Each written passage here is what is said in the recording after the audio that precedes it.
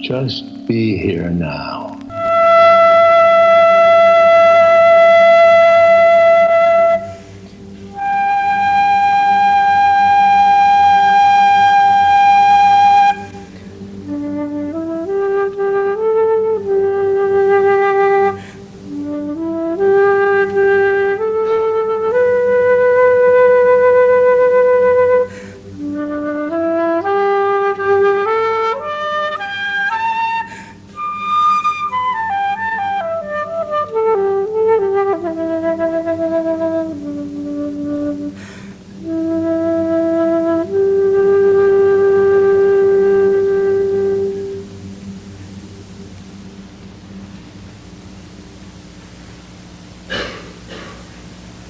Something about music.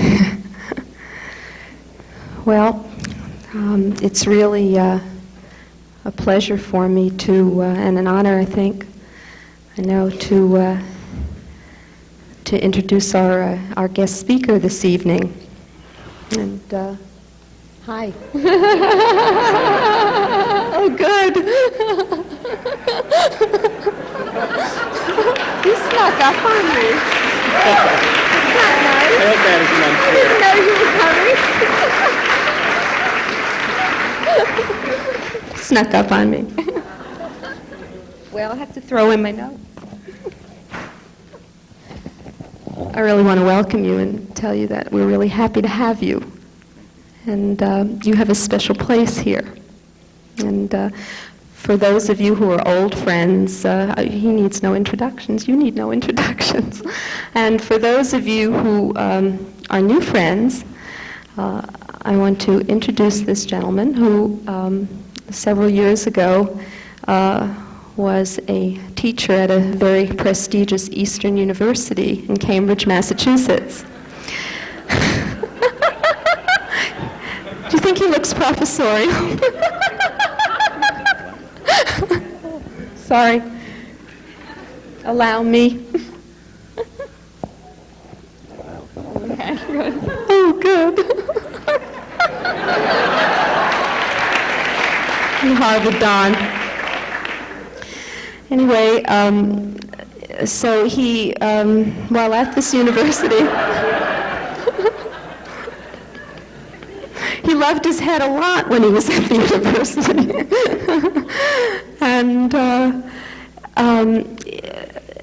And of course, you must correct me if I'm wrong, because you know much more about this than I do.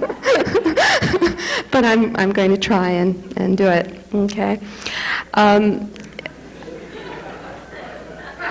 Okay. Anyway, this professor, for some reason, decided that the data he was studying wasn't interesting enough. And so he learned about something to experiment with, and like a good psychologist, well-trained, he did. And he discovered that the data was all right, but after the experiment, it was more interesting to become the data. And so he did, and they didn't like it, I guess, because they asked him to leave, and I suspect that was the best thing that happened. It was very fortunate. And so he left, and he left the United States, became an expatriate, but not going to Paris. He went to India and stayed there, and then came back, and the rest is history. And he gave talks, and he wrote books. And our relationship, as far as the association is concerned, is a rather wonderful one, in the sense that some of those talks, they're at the Menninger, I think, and from Menninger Clinic, and from those talks that were transcribed into the Journal of Transpersonal Psychology, became eventually the book called The Only Dance There Is. And so I think that Ram Dass can tell us then more about these things. It's my understanding that your interest and serving is what you're doing, and here we go. Pretty straight. I do okay? You did fine. All right, that's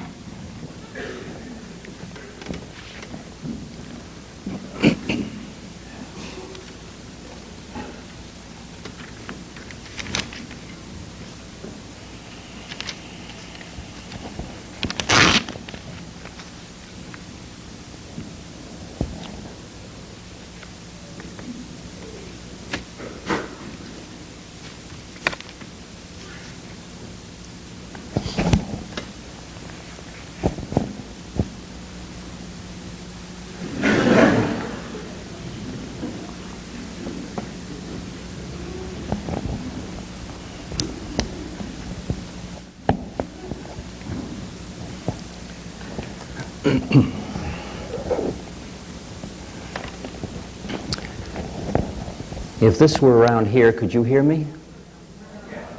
Can you hear me better this way? I was afraid of that.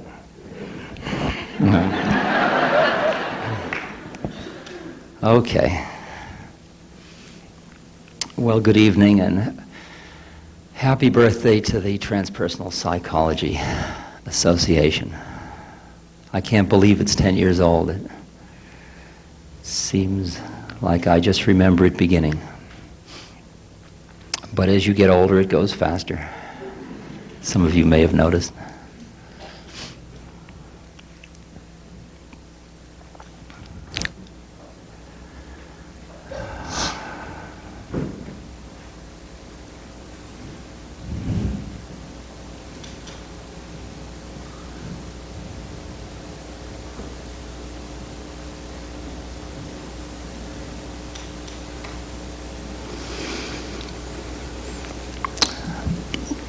I tried to think about the last 10 years, but I can hardly remember yesterday.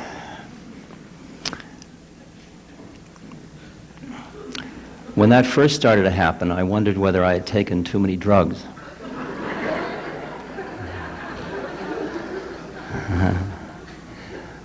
But then I noticed that when I needed something, it was there. And so I started to trust this state of not thinking at all. Just kind of an empty mind, out of which something comes and you just get to trust it.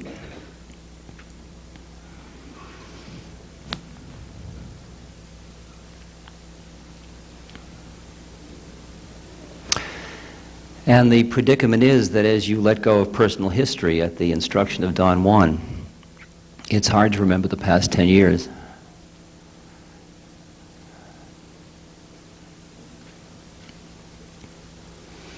As each moment becomes richer and more thick with meaning, then and then in both directions start to lose their power. You can have plans and have memories, but they don't seem to have the same pull. A couple of years ago, I found I had been moving these boxes of memorabilia with me everywhere I went. I'm sure you all have an attic or a cellar. It's those things that you would keep in your attic or cellar I had in boxes. And I would pay UPS to move them every time I would move. And when you're a wandering sadhu with a whole UPS fleet behind you, it's quite a trip.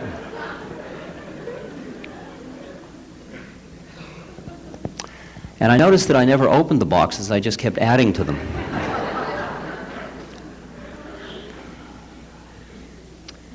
And I assumed what it was about was that I was waiting for the time when I would run out of the present moment, in which case I could revel in the past.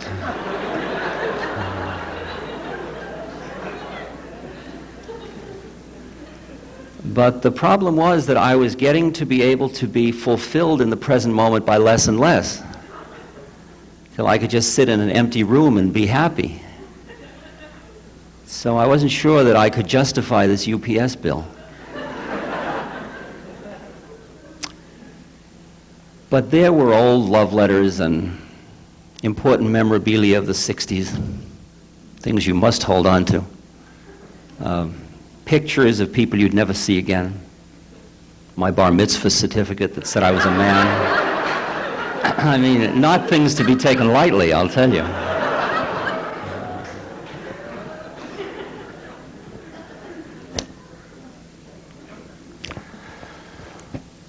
So I decided to have a big fire and burn them all. And I did. And I started out laughing, but by the second day it was really starting to get to me, and I was...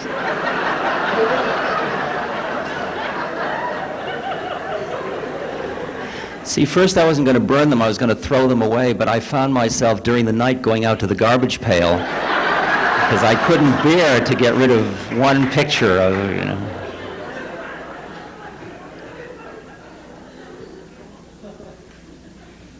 And my guru had said it's good to burn bodies because then the beings don't keep wanting to come back to them. So I thought it was good to burn that personal history.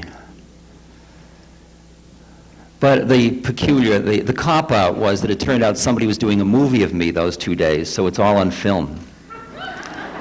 It's like microfilming your history, except it's his film, not mine. So now my karma is his, and I'm free. That's the way I look at it. I don't ever have to look at it again.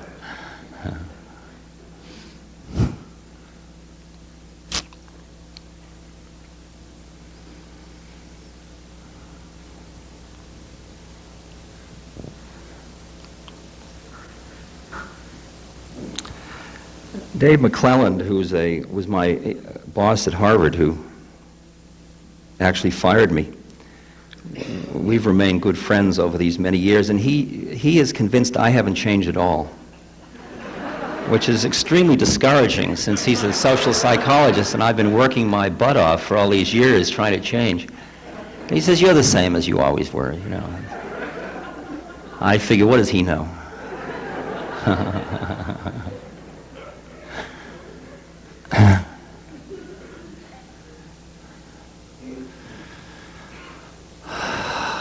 But I have changed inside. And I think about it, and I think that the only way I can justify this business that I'm in of speaking to people like this as part of my role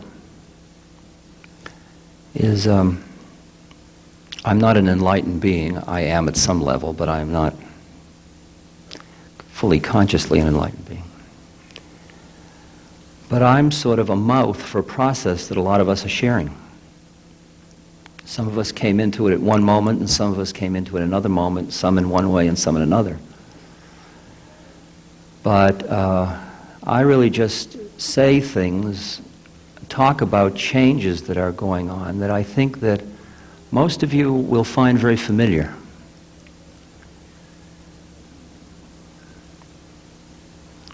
Although you may have shortcut some of these,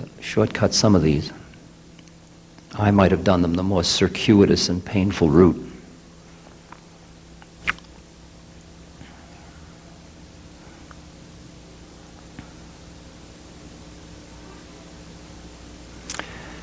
And what I did was I started to just list different things that I thought had changed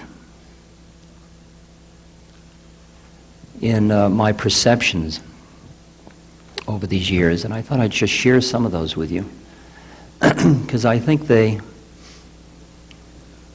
are as rich an inner statement, an inner history, as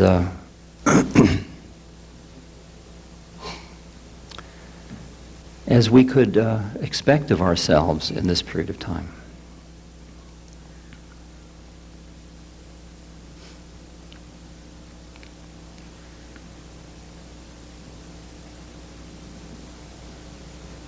When I tried to do the 10-year business, that was hard because the meaning of time has changed as one major thing.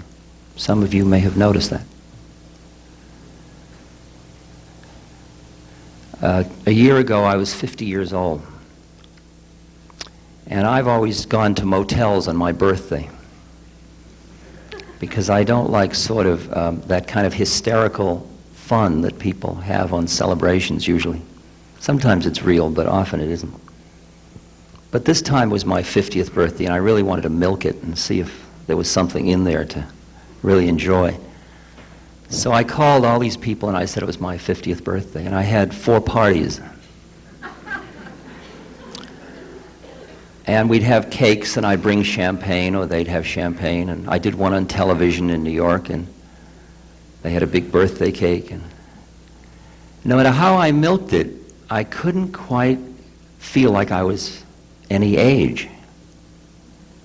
I mean, I have a 50-year-old body. This is a 1931 model right here. It's a foot decaying perfectly lawfully for a 31 model, just like I have a 74 MG. This is a 31 body. And so I was really celebrating the age of my vehicle at one level. Because I'd say that I'm at least 2 kalpas old on one plane. That's hundreds of thousands of years.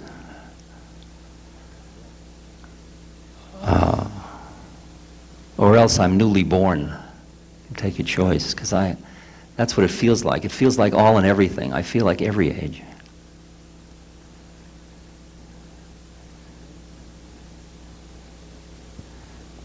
I went from, this is a change, I went from really a very strong identification with my body, where I was busy being bald, for example.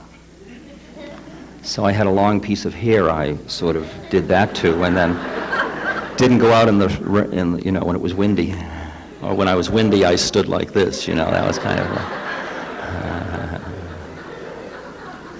and I was busy being not bald.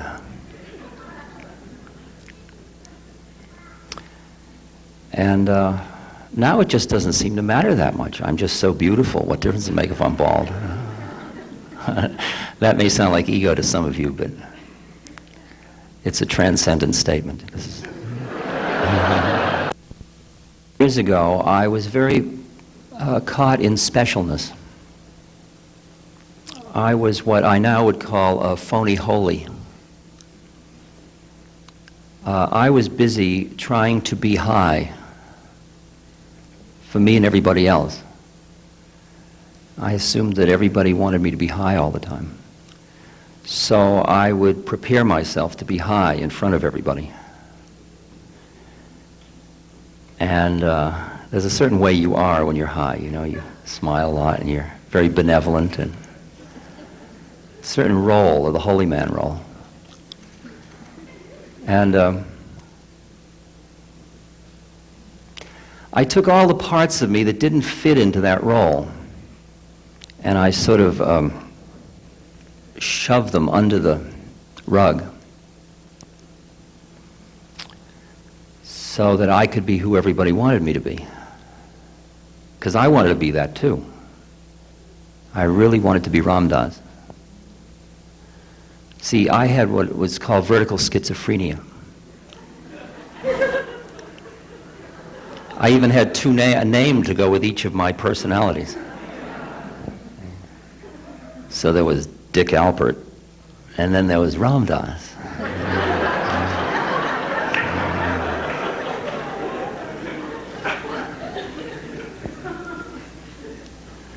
And Ram Dass would sit in front of a group of people and look out and just loved everybody and wanted nothing. And Dick Alpert was counting the house.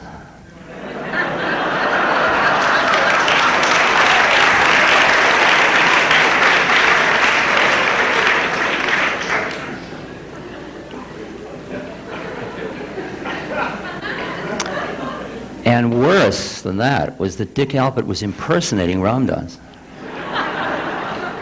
Somebody would come up and say, "Oh, Ram Dass, thank you for your writings." And I'd hear Ram Dass say, I don't know who I was, but I would hear Ram Dass say, "Wouldn't you like to come up and see my holy pictures?"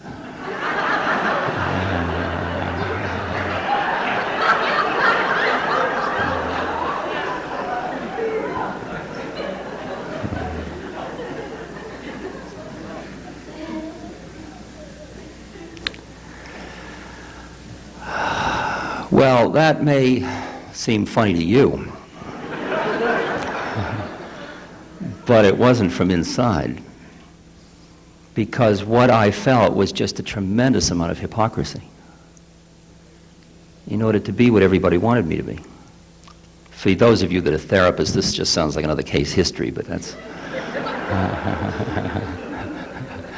I once spoke at Einstein Medical School, Grand Rounds, medicals, the hospital, Einstein Hospital, and in New York.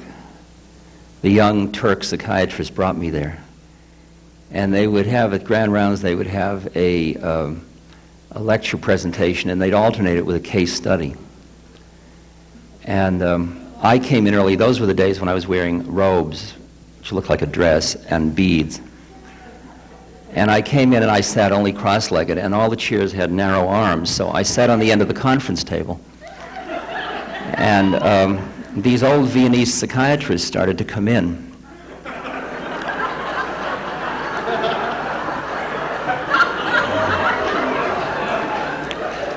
And they, of course, concluded that they had read the schedule wrong.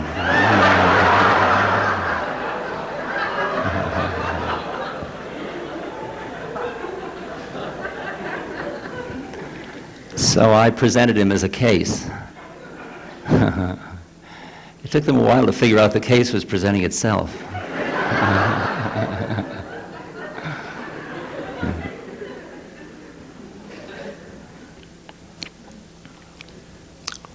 Well, you see, what had happened was that the spiritual identity played right into my hands psychologically. Because psychologically, there were whole parts of my being that I was afraid of and that I didn't accept. And here I had a justification for getting rid of them by becoming holy.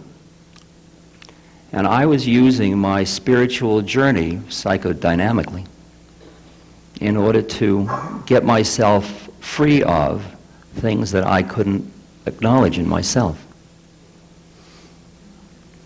But after a while, you begin to feel like you're standing on sand. You have to deal with the horror. You have to live with your own horror. And the predicament was that I was trying to live in the projections that other people were creating for me. But every now and then I had to be alone. And when I was alone, I'd go into very deep depressions, which I hid.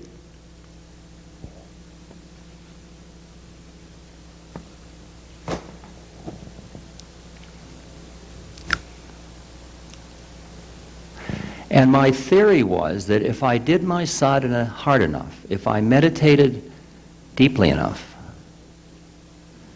if I opened my heart in devotional practices wide enough,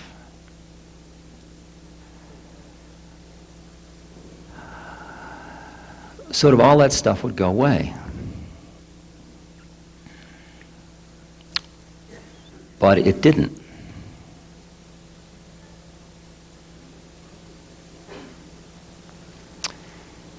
And it has taken me a lot of years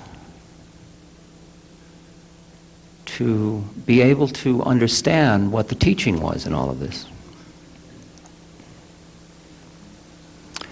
I was busy going from the two into the one, from, you could say, dualism into non-dualism, from the multiplicity into the unity. All of yogic techniques are designed for that purpose. Yoga means union. And I could huff and puff in pranayama and control my breath to go into a trance state.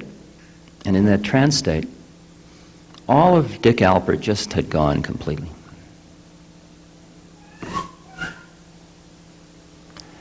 But I always came down again. And down had a pejorative connotation for me. I kept wanting to get high. I didn't want to come down. And as you know, I had years of attempting, along with my friend Ralph Metzner and Tim Leary and others, at better living through chemistry. But I indeed did keep coming down. And even with yogic techniques I did.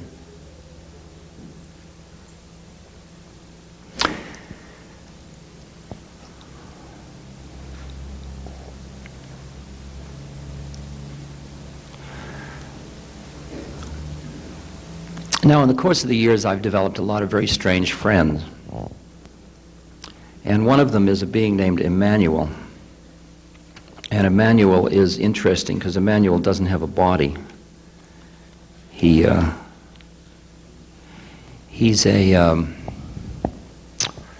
being on another plane, and he speaks through a woman named Pat Rodegast. And I know some of you here have a difficult time accepting my friend Emmanuel. I mean, you'd accept any of my other friends, but somehow you say you have no prejudices about color, sex, religion. But bodies, somehow, if somebody doesn't have a body, you immediately don't know that you want to accept them. But I figure that's your problem, because he's my friend. And the way I figured is I'll take my teachings anywhere I can get them. Okay? I don't care whether you got a body or which kind it is. If you got a teaching, I want it. And Emmanuel had a good teaching. Let me read you one of the things he said to me.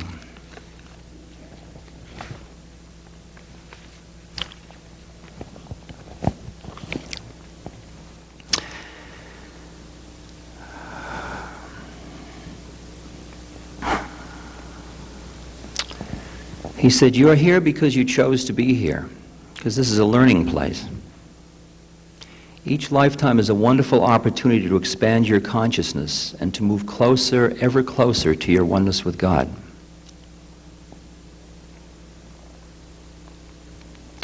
This happens in very small stages. First, oneness with self, oneness with your human community, then oneness with God. It cannot be done in one blinding flash. It would be too incomprehensible, too confusing. So be patient. When we choose to come back, we construct an embryo to hold within us the areas of distortion that we need to work on. Then we choose our infinite environment to act as a catalyst to bring out these areas. So you were where you needed to be as a very small child. So accept the distortions in you, because when you accept them, you can transform them. That's what life is about. You're here to find these areas of imperfection, to understand them, to love them, and to educate them into reality, which is truth, light, love. If in the transitional period you find things in yourself that are not perfect, don't blame yourself. Celebrate.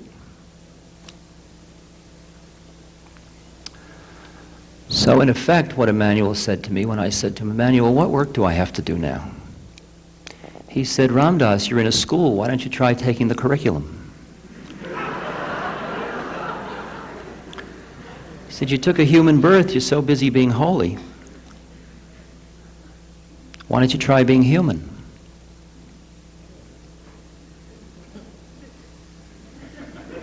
Funny, I'd never thought of that. Isn't that far out? Because somehow being human was less than perfect.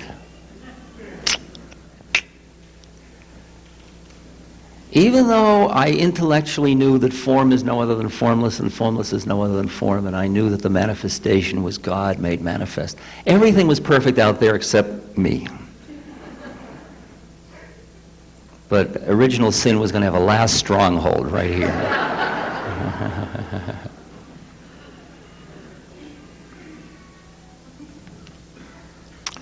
So I said, "Okay, Emmanuel, here I go."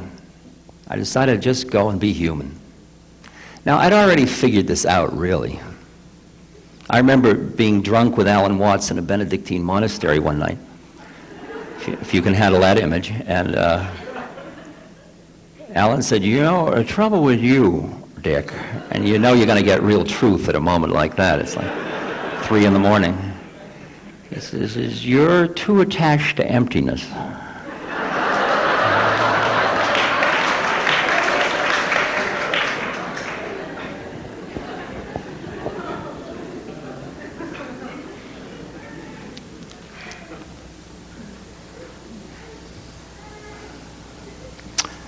So with Alan and Emmanuel looking over my shoulder, I had already figured out that as long as I pushed anything in the universe away, I wasn't going to be free. And I saw that the game wasn't getting high, the game was being free. And that free included the highs and the lows. Free included it all and everything, as Gurdjieff said. Not, this is all God except that. You just can't get stuck in those places. It's not good enough.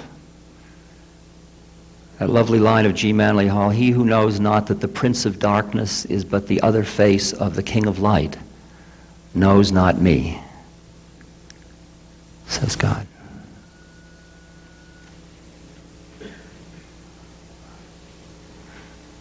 And if you're going to aim towards one, you can't get stuck along the way at two. Emmanuel said, if you want to be free, you're going to have to embrace original sin. You're going to have to incorporate the darkness into your light.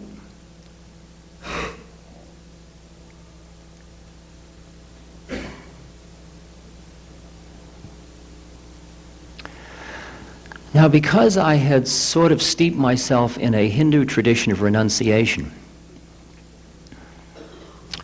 which could produce liberated beings, but more often produces horny celibates.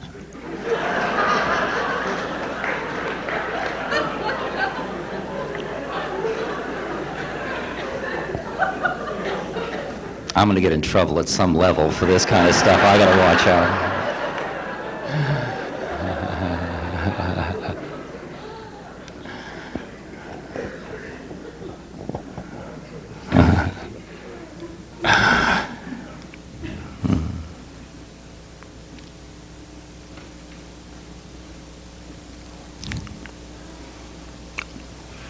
I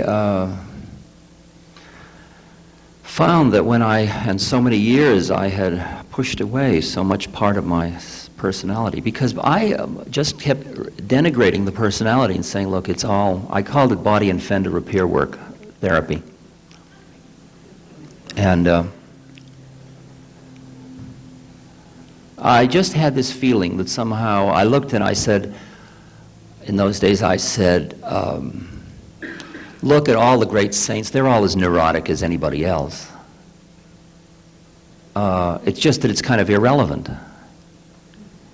And so you don't have to change your neuroses, you just stop identifying with them. And you just make friends with them and they come by for tea.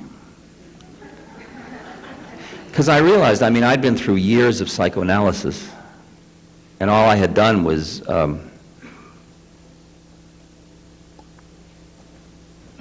really, I just invested so much reality in my neurosis, there wasn't a chance they were going to go away.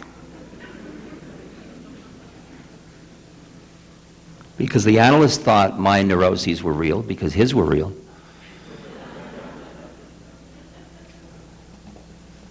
So we just kept reinforcing the reality of our identities. How could I be other than a patient? He was a doctor. There's only room for two of us in the room.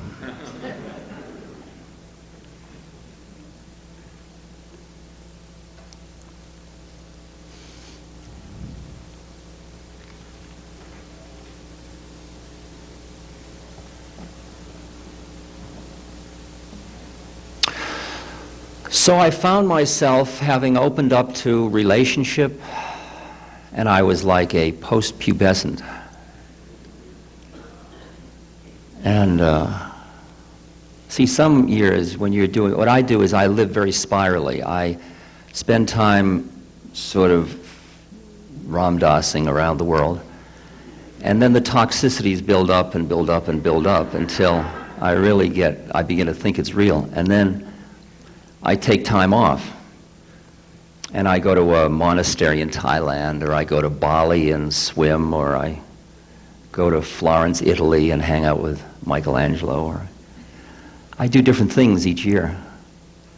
So I was having a relationship this year, and I found myself sitting in the bathtub crying with jealous rage. I couldn't believe it.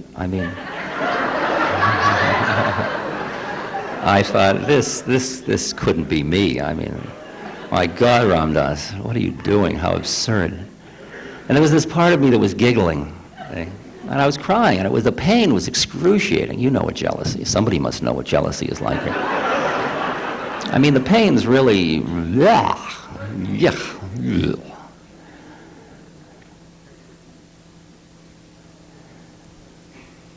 Now, there's a tricky point right here of what's happened with me, because, see if I can get this across. There's a thing called non-attachment, and then there's a psychodynamic called dissociation. And one often masquerades as the other, you see. So I was busy being non-attached. I'd say, there's depression. Ha, ha, ha, ha. See? Now, that looked like non-attachment, but actually, you know that it was dissociation. And that was the first part. That was when I used to be phony about my personality. Then, when I started to open up to it, by the time I started to open up to it, I had developed something inside of me that was so deep and so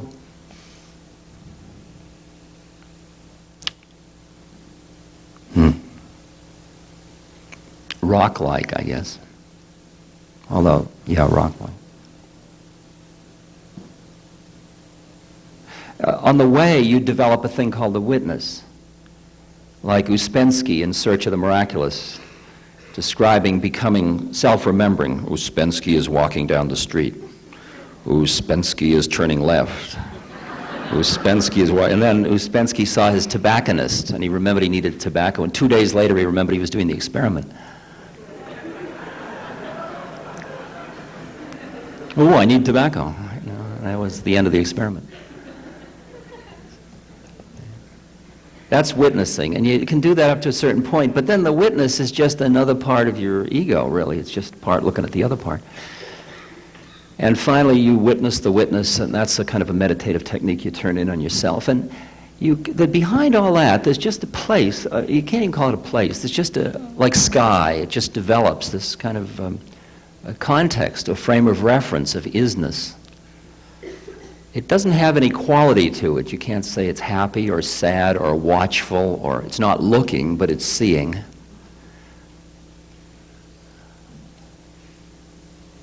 just is. It's the Tao. It's the way. And there I was. What happened now when I was open to my personality stuff, really open to it with the full blast of it, I was no longer holding on to that space, but it was still there. It was there in a different way, though. It wasn't there to push away the pain. It was there along with the pain. Is that coming through? Can you hear what I'm talking about at all?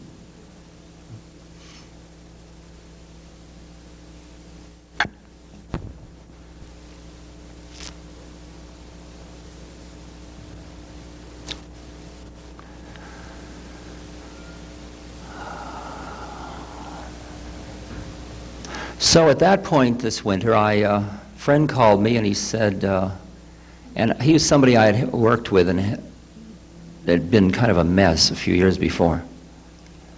And he called and he didn't sound like a mess at all, and I said, gee, you sound wonderful. Why are you so wonderful? And he said, I'm in therapy. And I said, yeah? I said, is it good? He says, oh yeah, wonderful. I said, what's the name of your therapist? He told me, so I thought, well gee, I think I'll do that. So I called the therapist and I said, I want some of what you sell.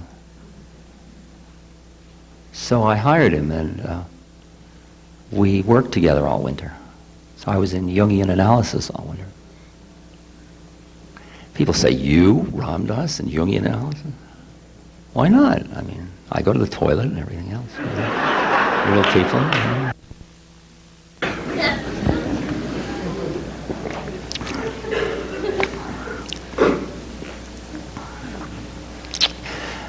Something that is still really coming out more clearly to me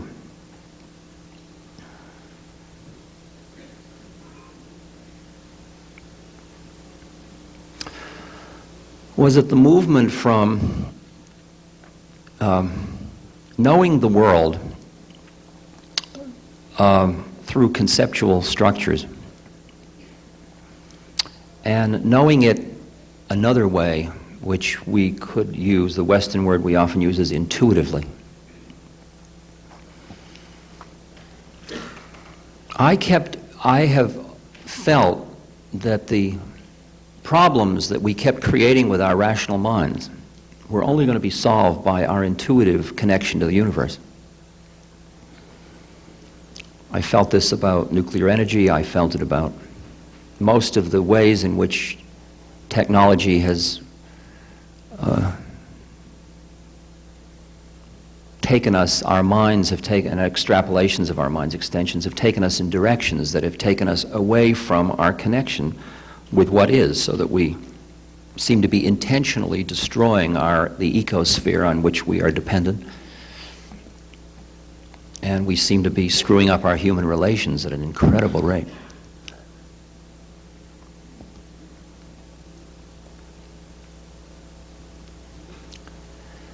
And I kept looking for intuitive training to connect with that deeper and deeper part of my being that just knows. It's not one that knows it knows. That's the frontal lobes. It just knows. It knows because it is. It is. It's like knowing how to make a fist. You don't know you know how to do it, but you do it.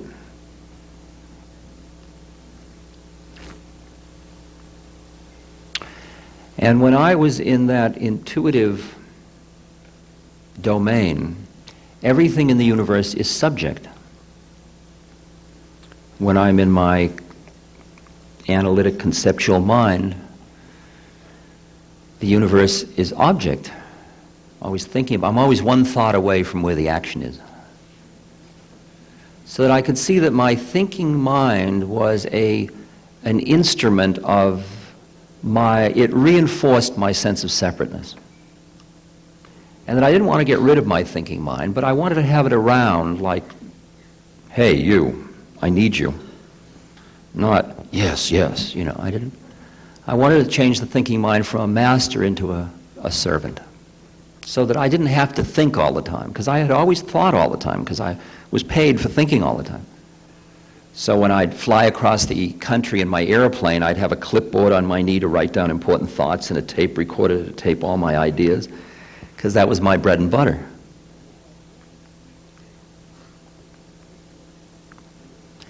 And it got very complicated for me, because as life gets as real as it is, it's very hard to rationally think through everything. It's awfully complicated. I had a dramatic example I've talked about in my lectures this year. A year ago, or a year and a half ago, I was in Benares in India, the city of dying. And a friend and I were going to the bathing ghats, to the sacred bathing area in the Ganges River, where you can bathe with all of the floating dead bodies and things.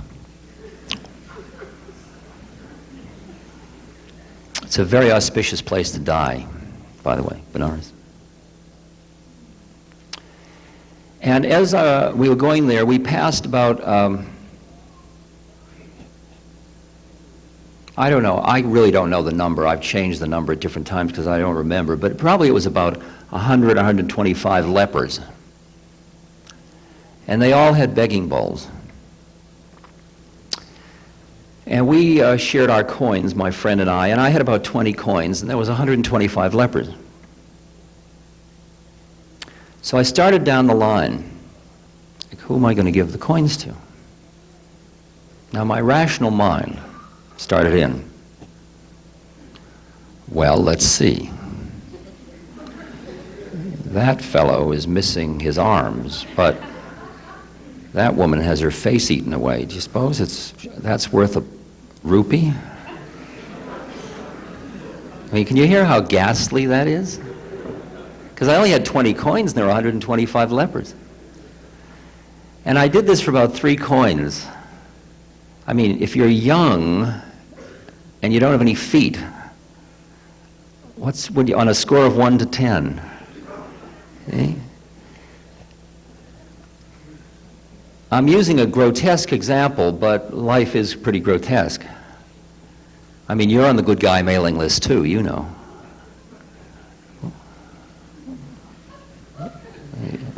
Somebody is. I can hear her out there.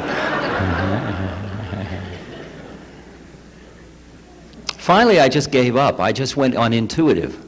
I just went down the line looking people in the eye, and every now and then I'd hand out a coin.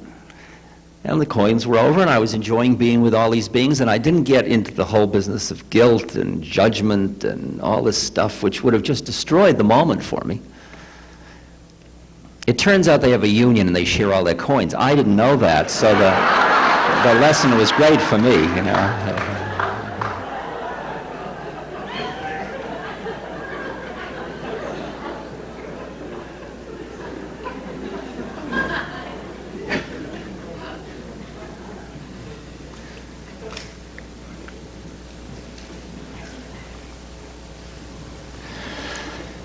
And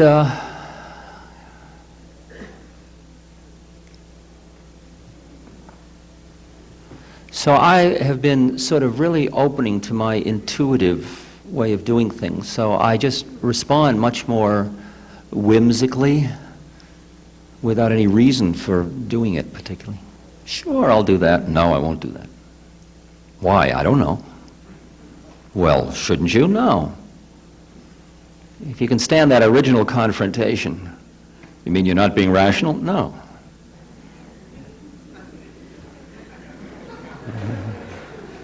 You gotta really, you know, have a cold eye at that moment. I mean, 'cause,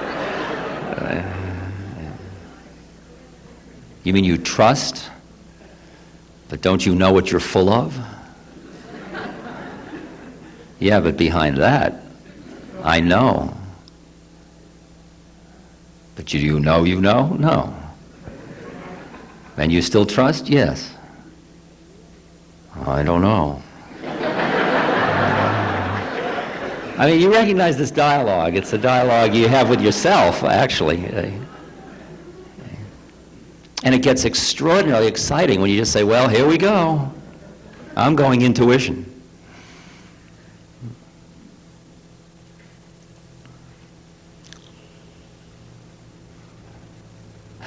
But the problem that I ran into for some years was that the doorway to the intuition is through the human heart. And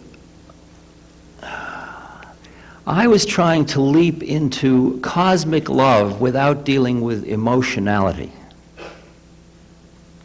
because emotionality was a little too human for me.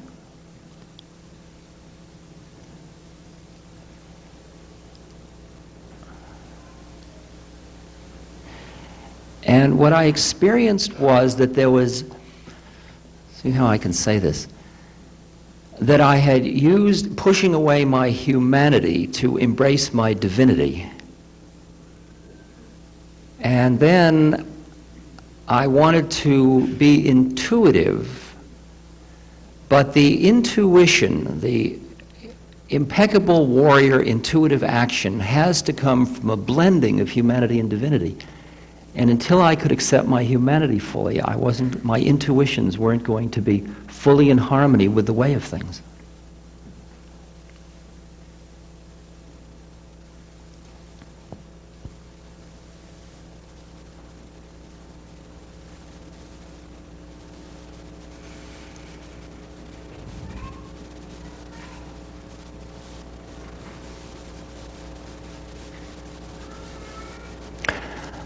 The paradoxes that I was stretching to deal with, which I'm sure are familiar to you, is that when you get into one plane, you look out and you say, we are all one.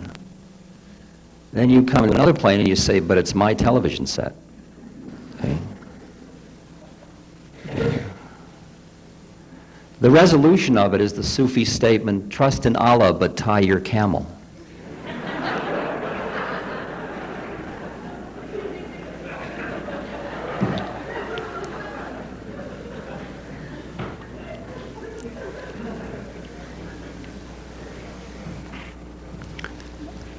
When I went into my sixth chakra, everything looked absolutely perfect to me. I could look at anything. I could look at suffering and see the way in which it was grace. I could see death as grace.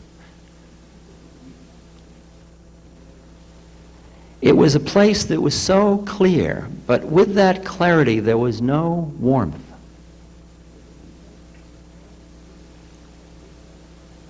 It was the kind of clarity that if somebody falls down in front of you, you say, karma.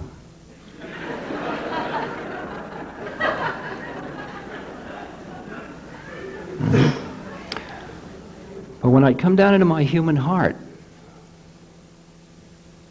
it would hurt so bad.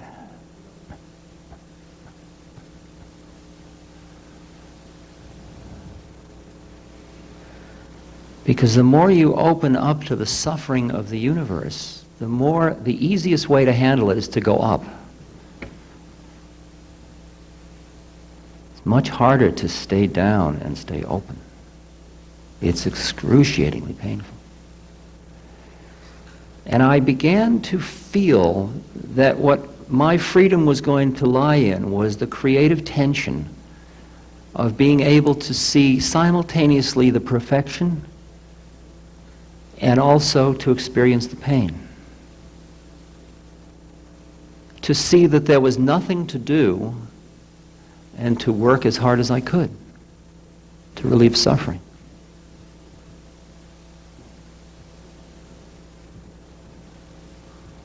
To see it was all a dream and still live within the reality of it. That creative tension.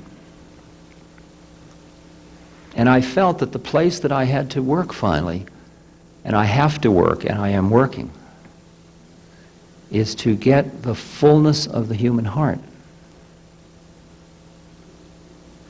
And I begin to feel like a character in The Wizard of Oz that has a tin heart.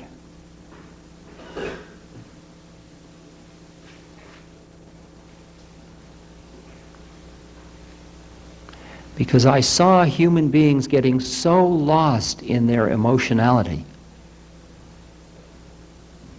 that I just kept going up in order to, and embracing the kind of clear, crisp perceptions of the universe.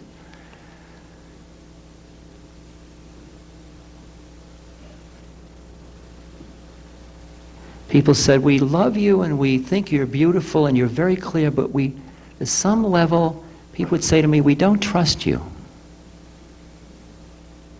And I heard what they were saying. They were saying they didn't trust me because they couldn't feel my heart. They couldn't feel my humanness.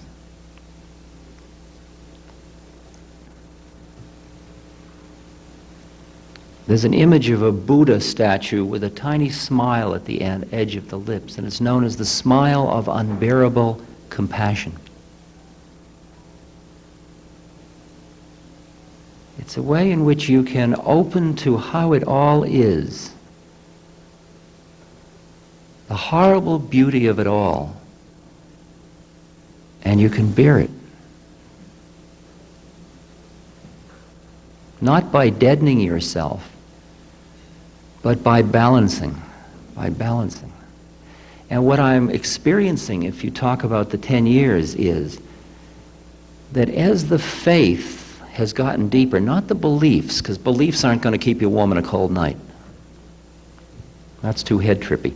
The faith, the connection to that which you are at the deepest level, to the universe, to the oneness of all things. As that faith gets deeper and deeper, so you can dramatically, much more freely throw yourself into life. As long as the faith flickers, you've got to be very tentative about the way you go into life because you're always afraid you're going to lose your connection to the Spirit. But when that faith is really strong, you can say, here I come, wow.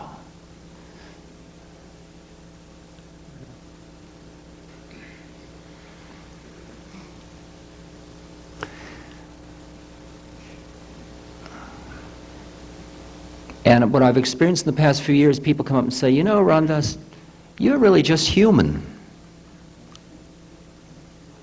But they're saying it with, it's an interesting thing what I had done psychodynamically. Because my personality felt so inadequate that what I was doing was becoming bigger than life. So everybody, what I did to everybody else was they'd sit down there and say, oh, look at Ram Dass, we could never be like him.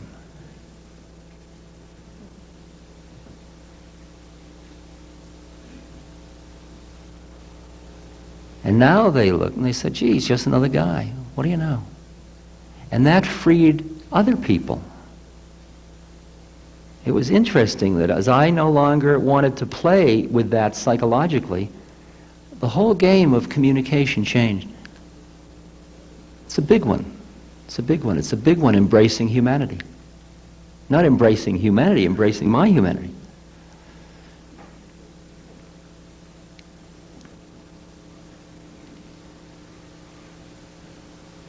And it's reflected in social action, for example.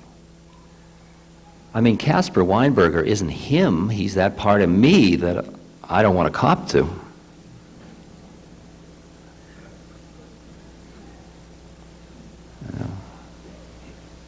I externalize. It's like investing the pigs with all the bad spirits and then sending them over the cliff. It's what we do to our government officials.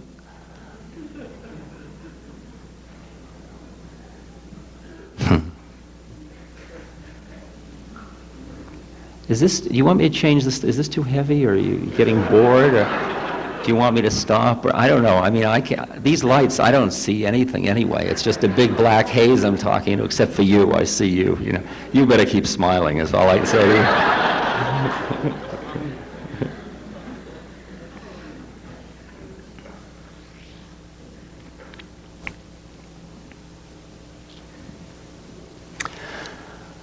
Then some years ago I met this, 74, that's almost 10 years, that's 8 years ago.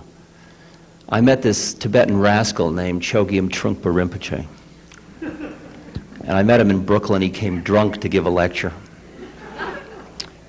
And with tantrics, you can never trust them as far as you can throw them. You never know what they're doing, you know. He just looks like a drunken jerk, but you never know, see, because that's what a tantric would look like, see.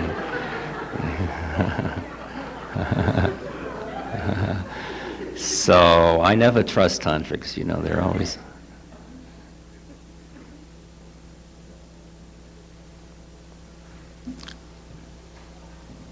I just spent a week with another one in the East Coast this past week, Abdul Aziz Saeed.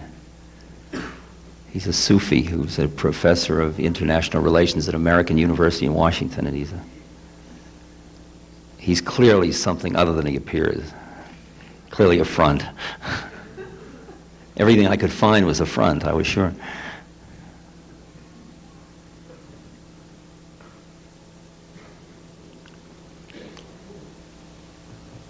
So Trungpa, I met him one night in Brooklyn, and then a few days later I was going to Canada, and he was speaking up in Vermont, and so I stopped by. He was speaking on Don Juan, and I stopped by to sort of pick up on one of his lectures. I thought I could sneak in and sit in the back. And some of my friends were there, so we were out in their van smoking dope before the lecture. And this was in 74. See, I can do it by doing it that way. Then you don't know, do you?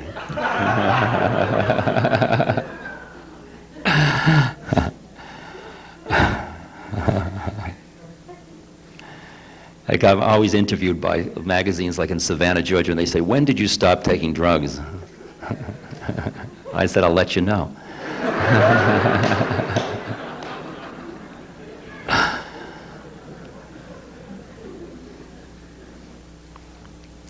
So somebody came out and said, Trungpa wants to see you.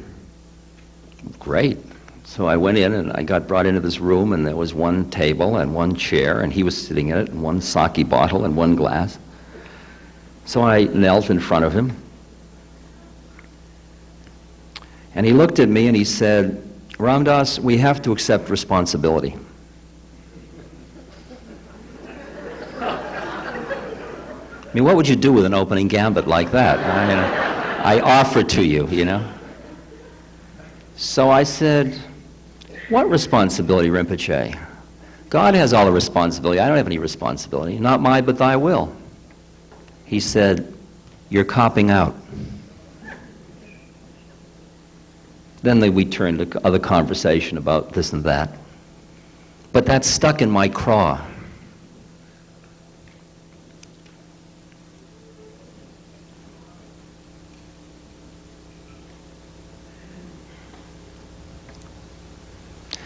More recently, Emmanuel said to me, Ram Dass, you really have a choice of whether you want to be the victim or the creator.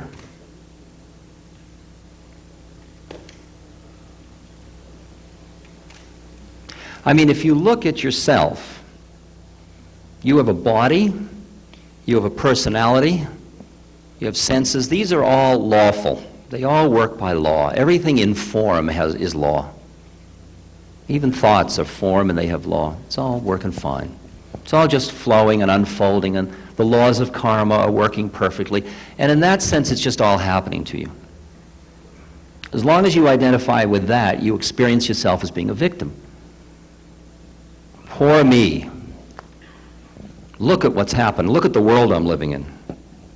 Look at what's been foisted upon me. If I didn't have this beauty mark, I'd be whatever.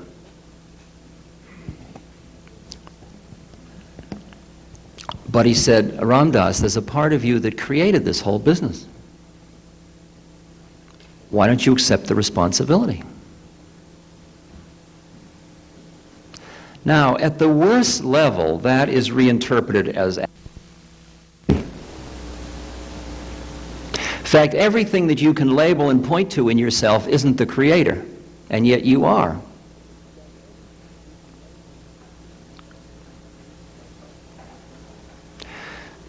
So the first step I recognized was accepting the responsibility for the way things are, fully. Which raised the interesting possibility that I was exactly as I should be at this moment. I wasn't 3 steps behind, as I usually feel. But if I hurried, I could catch up. Some of you must know that feeling. I'm really schlock phony, but if I get to work, I'll clean it up, and then I'll be who I really... So you keep holding these models of how you're supposed to be. You overthink.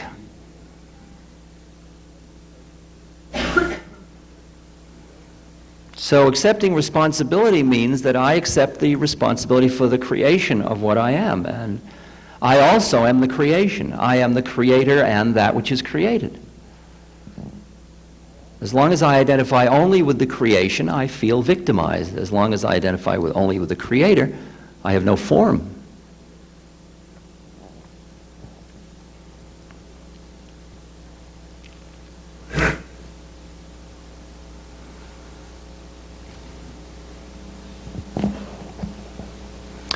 I realized that what the responsibility that Trungpa had been talking about, that Emmanuel was talking about, was not what my father used to say, be responsible, young man. It was at some very profound level, not the way he meant it, though.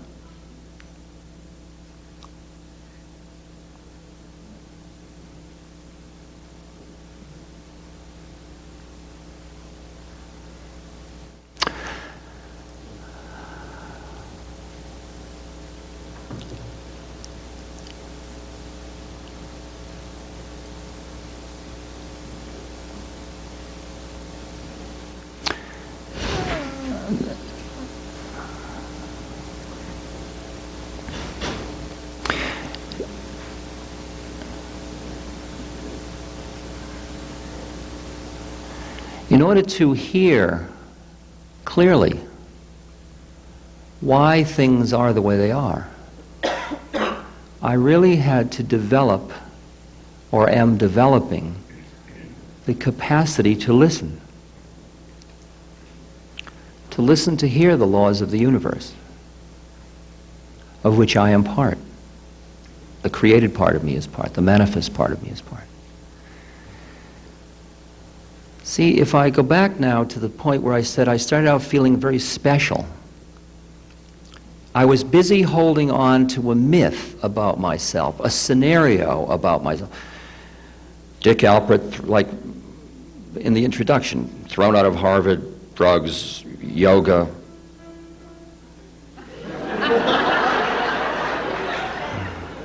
Guru games. A scenario, what will happen next? What will become? And you were just living with a whole model of who you were becoming, and it's very somebodyness. Then I decided that I was going into, that really the game was to become nobody. So I went in a nobody training. I went around giving lectures, nothing new by nobody special. There's a great thing I brought out to show you. It's a clipping from a Seattle newspaper. A picture of this guy, he's in jail. Titled John Doe. He was found with a suitcase full of identities, but none of them, it turns out, belong to him. We can prove he's not who he says he is, says Detective Larry Baylor, but we can't find out who he is. Doe says that they are the ones who arrested me and convicted me. It's their duty to find out who I am.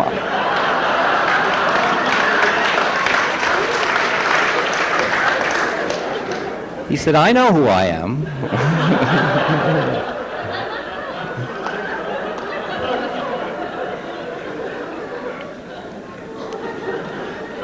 But I was a little bit like the janitor in the shul, and the rabbi was davening, and he fell down on his knees. He says, oh God, I'm nothing, I'm nothing, I'm nothing. And so the cantor came along, and he saw the rabbi doing that, so he fell on his knees, and he said, I'm nothing, and mea culpa-ing it. And so the janitor came along, and he saw them doing it, so he sat down, I'm nothing, and the rabbi nudges the cantor, he says, so look who's being nothing.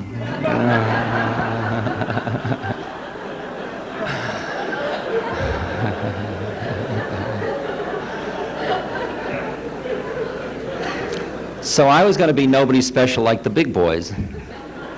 If you can hear, there's a sneaky somebodyness in there. If you can see, it just sort of sneaks in on you like a...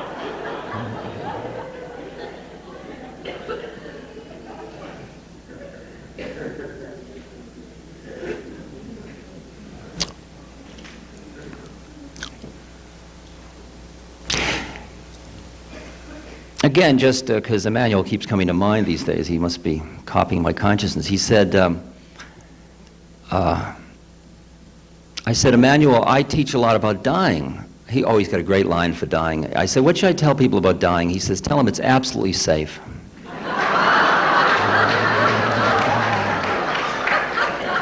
I mean, wouldn't you trust somebody that says a thing like that? You know?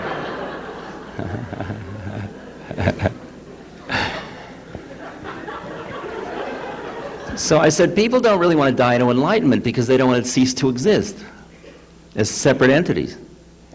He says, oh, you humans and your dualistic minds. Why do you think people have to cease to be separate just because they're part of the one? Can't they be both?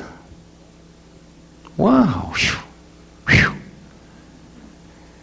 And at that moment, I started to appreciate uniqueness. No longer separateness, which separates, but unique function, which draws together. And I started to listen for my own uniqueness and not feel like I had to get away from it, but that I could embrace it fully, because that was the form that the Spirit was going to speak through me. This is old hat to most of you, but to me, I'm a very slow learner, as you can see. I'm taking you through my slow learning. So as part of my human incarnation, you see, I decided I have to figure out what it means that I was born a human. What does it mean that I've got a father that's living? What does it mean that I was born a Jew? What does it mean that I'm a man in man's body? What does it mean that I'm bisexual? What does it mean that I'm an American? What does it mean that I'm a part of the human species? What does it mean that I'm part of the ecosphere? On and on and on. See, now, I grew up at a time when the biggest thing was to get independent. You moved away. And now, suddenly, what does it mean to honor my father? What does it mean that I have a family? What does that mean? So I decided I have to love my father. Now, visiting your father when you're working on consciousness, or your family, I mean, I used to last about 20 seconds, you know. I'd come in the Buddha. And it'd just take a question like, what are you doing for a living? You know, and I'd be lost. I mean, it would be all gone.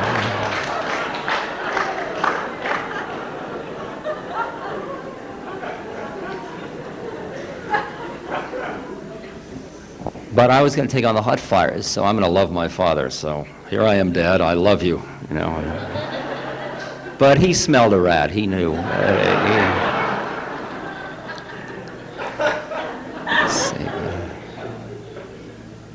And we'd go to the ball game because that's what he liked to do, and I'd be busy. Look at what a holy prayer! Look at I'm going to the ball game with Dad.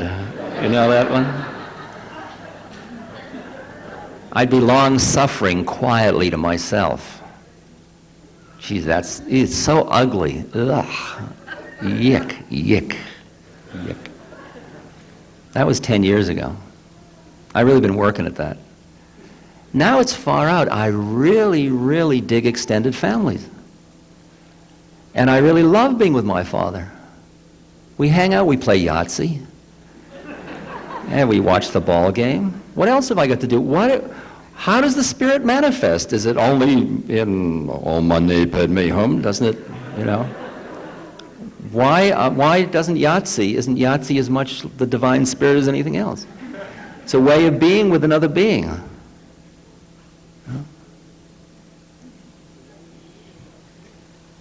I began to see that I could let go of all the forms that were keeping me separate from everybody.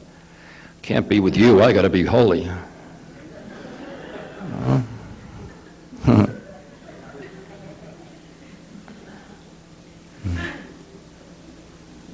And when I started to open the door to the extended family, that started to do an interesting thing, because 10 years ago, I was always trying to get juice off young people.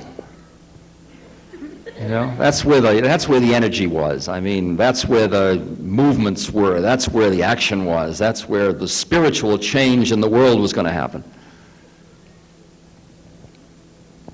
And I was sort of the uncle to a certain group of people that were going to make it happen. But I began to see signs. Way back, I saw signs that it wasn't the way I thought it was, but I kept ignoring them. I've got one delicious sign. I tell this every lecture because it's such a delicious image. It's at a time when everybody that came into my audience is always the same age, and they all dressed a certain way. They all wore white and had smiles and had flowers and were, you know, we love everybody, you know, they were real repressed anger. So,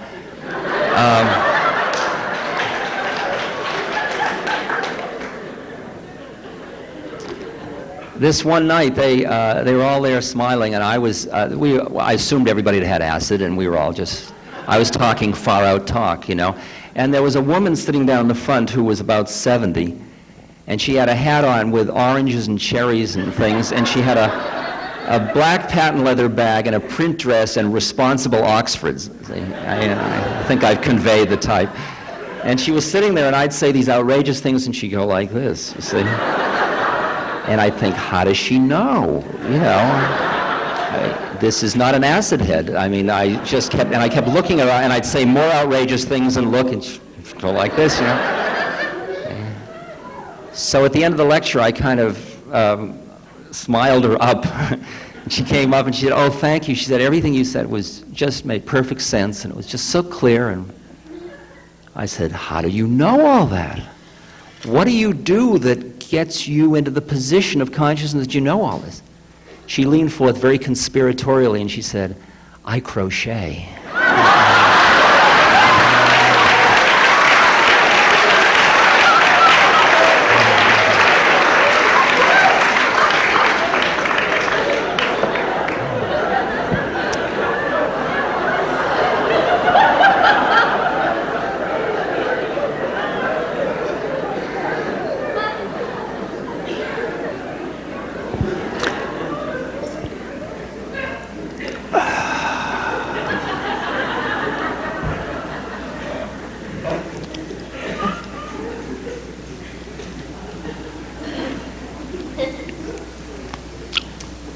I started the past few years to realize that I was feeling a great affinity. Maybe it's because of my age, but I was beginning to feel this great affinity to the elders of the society.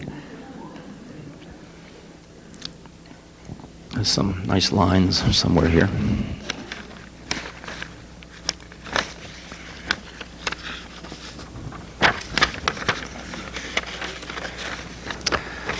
Here's a great poem. Those nice. Here's the nice lines.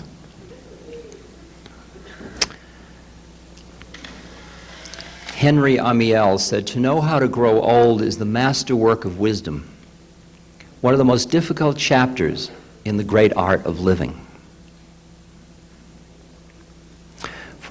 Longfellow, "For age is opportunity no less than youth itself, though in another dress. And as the evening twilight fades away, the sky is filled with stars invisible by day." This is a lovely thing that I actually got from one of Ken Dykewald's articles. It's a poem by Jenny Joseph I love. It's a warning. "When I am an old woman, I shall wear purple with a red hat which doesn't go and doesn't suit me. And I shall spend my pension on brandy and summer gloves and satin sandals and say, 'We've no money for butter.' I shall sit down on the pavement when I'm tired and gobble up samples in shops and press alarm bells and run my stick along the public railings and make up for the sobriety of my youth. I shall go out in my slippers in the rain, pick the flowers in other people's gardens, and learn to spit. You can wear terrible shirts and grow more fat and eat 3 pounds of sausages at a go or only bread and a pickle for a week, and hoard pens and pencils and beer mats and things and boxes. But now we must have clothes that keep us dry and pay the rent and not swear in the street and set a good example for the children. We must have friends to dinner and read the papers. But maybe I ought to practice a little now, so people who know me are not too shocked and surprised when suddenly I am old and start to wear purple."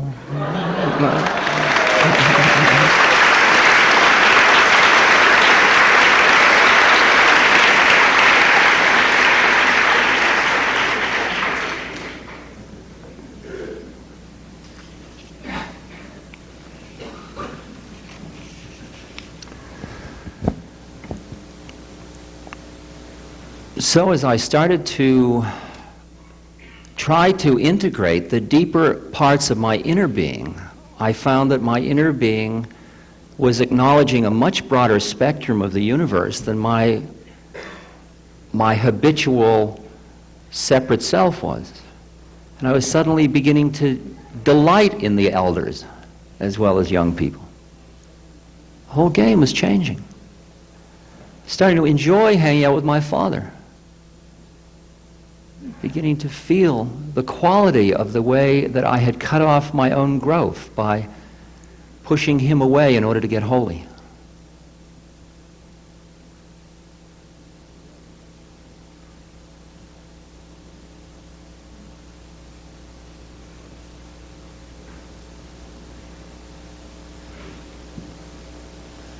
I take teachers wherever they come from, and this is one more story that is just, I've told many times, but it's just so sweet. Last September, John and Tony Lilly, who work with dolphins, asked me if I'd like to swim with the dolphins. And I said, of course, because you're supposed to want to swim with dolphins. So on this cold day in Redwood City, up at the Marine World, in the big tanks, there were Joe and Rosie, these 2 dolphins. My friend and I went to swim with them, and my friend was in there, and I got into the place where you can stand at one end of the tank, one edge of the tank, and then I got in and started to paddle water. It was a cold, gray day, and I'm old, and I couldn't figure out what the hell I was doing, and I thought, what am I doing with dolphins? And, I mean, what are you supposed to do now, you see? And people were standing around the edge watching to see what Ram Dass would do with a dolphin, so, you're right on the line, you gotta, hello, dolphin, So Joe and Rosie made these passes by me, very close, and the first thing I was aware of was that they were very big, and that I was in their territory, and that I think I was in over my head. I mean, I was paddling water, but what did I think I was doing here? What should I do now?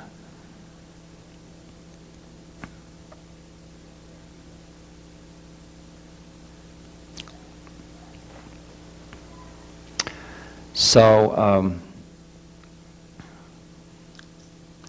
a week before, I'd been down in Hollywood with Tim Leary. And Tim had gone swimming with the dolphins, and I said, what's it like? He says, it's like having sex. So I thought, well, that's interesting. So I usually don't tell it that way, but I mean, what the hell, you're friends. So Rosie was swimming. She sort of hung right out here. And I went to touch her, figuring she'd, pull away, because, you touch a fish or something, it goes away. And so I touched Rosie, and she stayed there, and I because the first time I touched my guru's foot, the big thing is to get the guru's foot. And you sit there sort of edging up on the front line to see if you can get the foot, and the foot appeared out of the blanket, and I grabbed for the foot, see, and then I didn't know what to do with it once I had it, see. So I started to think, what are you supposed to do now? And I started to do, Yogi Bhajan works with a foot, you press and I started to push here and there and stuff, and immediately the foot got pulled back under the blanket, and I knew I'd screwed up completely. So I expected Rosie to do the same thing, because, those higher beings don't usually have too much to do with people like me. So, I mean, I'm the kind that you walk in, the dogs bark and the babies cry, and I'm a holy man and I'm saying hello there, and it's like babies know truth, one of those kind of things you gotta look at.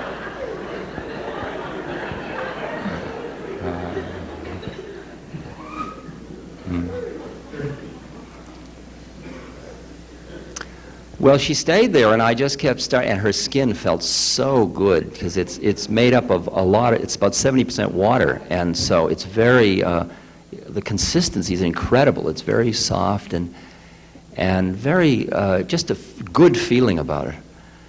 And I started to rub her skin, and well, what happened just before that, I've got to tell you, I'd forgotten. I knew I'd forgotten one thing about it. Because before Rosie came over, Joe came over to me, and he opened his mouth, and he put it around my wrist.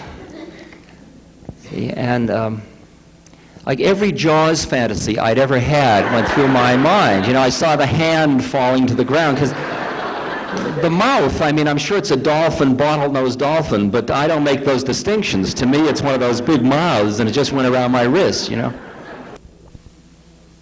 Just stayed there, and I suddenly went into waves of ecstasy. I mean, my mind just had gone away completely, the models of dolphins and me and what I'm supposed to do. I was just in ecstasy, and couldn't have been more than 10 seconds later, Rosie was upright.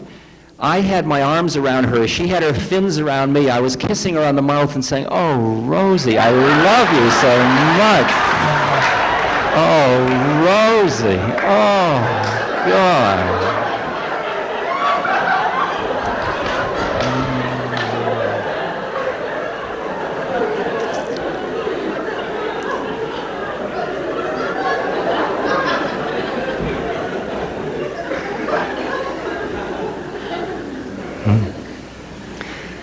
Then she was sort of hanging in right here, and so I thought what I'd really like to do is, like a flipper scene. I'd like to have her take me for a ride. So I took her upper fin, and she swam away, and it slipped off, and I didn't want to hold too hard. I didn't want to hurt it, because it felt like I could break it or something. So I came back up, and I grabbed it, and she went down again, and I grabbed it, and she went down again. So then I grabbed it and I put my hand under her belly and held on, figuring I don't think she's going to like this, but I'll try because I keep slipping away. And she went down wildly, and I thought, oh, it's bugging her. So I let go and I came up, figuring, well, I'll give up, you know. And immediately she was right under my arm waiting for me. See, she was training me. We were very slow, and she took her a while to...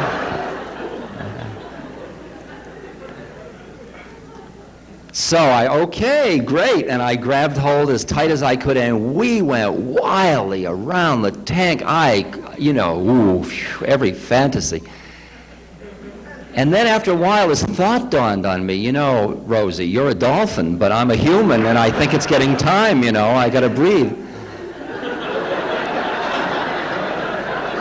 And the minute the thought crossed my mind, we came immediately to the surface, and Rosie waited while I took a breath. And then we went down again. Okay? So one time we came up and for me to get a breath, and they were taking pictures. And I got into hamming it up with me and the dolphins, you know, like, you know. And I forgot to take a breath. See, and Rosie went down again. And I thought, well, Rosie, this is the parting of the ways, you know, and must have been 10 seconds, she right back up waiting. And after about 40 minutes, I was shaking with cold and fatigue. I mean, it was very strenuous, and, you know, and it was cold, I didn't have a wetsuit on and stuff, and so, but I couldn't let go, it was just too much fun. But I was really getting tired, and at one point I just felt fatigue, and the minute that feeling went through my body, Rosie came to the surface, shook me off, went around the pool once, and she contacted Joe some way or other, came back, and she and Joe put their noses against my belly, pushed me over the holding platform. And every time I tried to get in, they'd push me back. They wouldn't let me in anymore. They'd play with my friend, but not with me anymore. And if I stayed up on the side and played with my hand, they'd come over and hang out, but if I tried to get in, they'd push me out.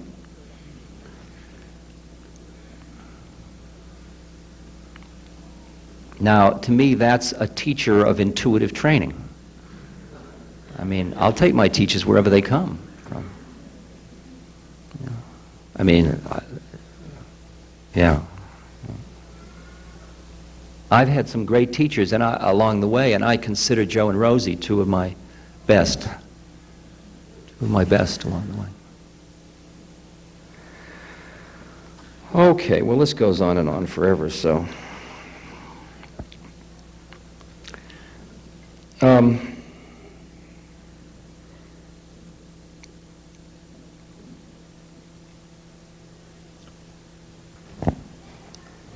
I guess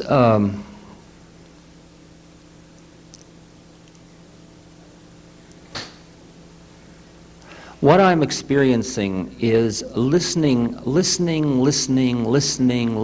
more and more carefully to my body, to my heart, to my mind. And the more I go inside and listen, the more the inside and the outside are one. And the more I experience, it's interesting that the more I try to get myself together, the more, without the intellectual overlay of I must honor my incarnation, the more I find myself involved in social action. But I find myself involved in social action in a very interesting way. I don't find myself involved in social action out of urgency or fear. I find myself involved in it because it's the way of the impeccable warrior. I mean, I am a member of a society. I feel I must vote. There's not even a question about it. I feel that when something doesn't feel right, I must speak up about it not feeling right, because that's my responsibility. My silence is my vote. I'm beginning to see that I am only going to be free when I am fully involved in the world. Isn't that a strange one? Can you hear that?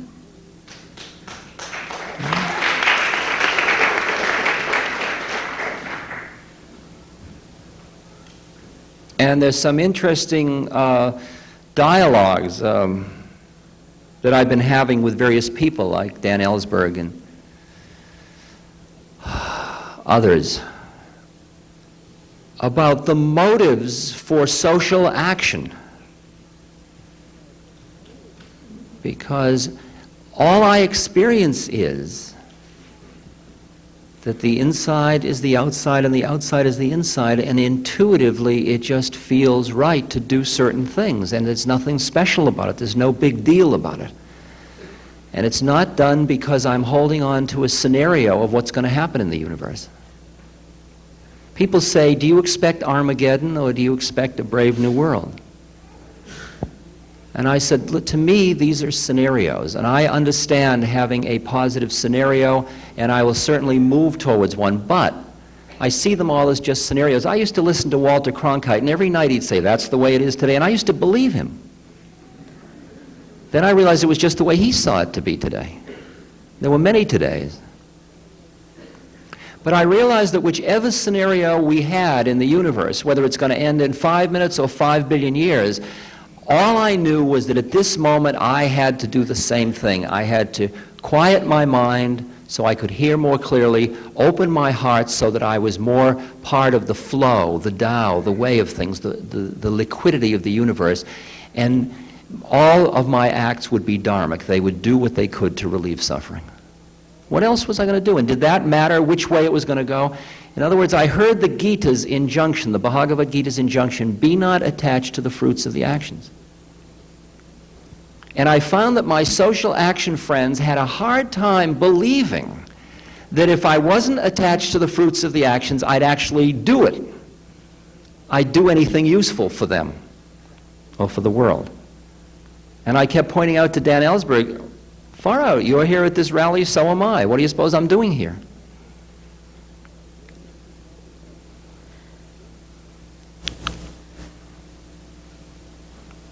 Now, this is a big topic, and I can't really get into it tonight. I'm going to talk about it probably a little bit tomorrow on the panel with Donald Keyes and others in the morning.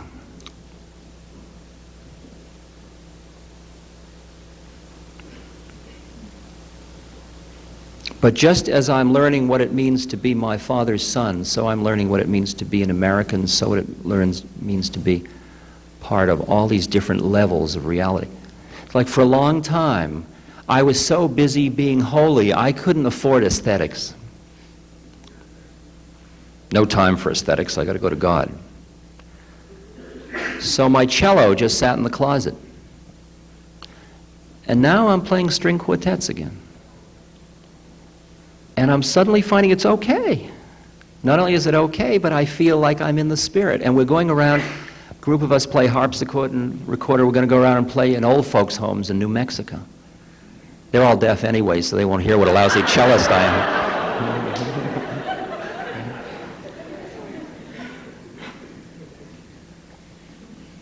But I feel that all the work I've done with dying, the dying centers and the dying project, Stephen Levine and stuff like that, really keeping death on my left shoulder, just opening to what that is, making not friends, but acknowledging, living with death. Now I'm learning to live with life. New one for me. I'm learning to honor my body. I see that I haven't really been in my body fully, and that I have work to do in my body. I have work to do with my heart. It's all fine, it's all going just fine, and I'm very patient. One of the things that changed in 10 years ago I used to be counting. How soon till I get enlightened? It's always about, let's be around 3:30, do you think? We used to have charts on the wall at Millbrook when we were taking acid, after we put the acid in the reservoir, how quickly the world was going to get enlightened. It was only a matter of numbers. Critical mass. Now I've developed patience. It's not despair, it's patience. It's rooted in hopelessness. It means I've gone out of time because I'm doing what I am doing, because my attachment to where I was going was getting in the way of being. As the third Chinese patriarch says, even to be attached to enlightenment is to go astray. What else am I going to do?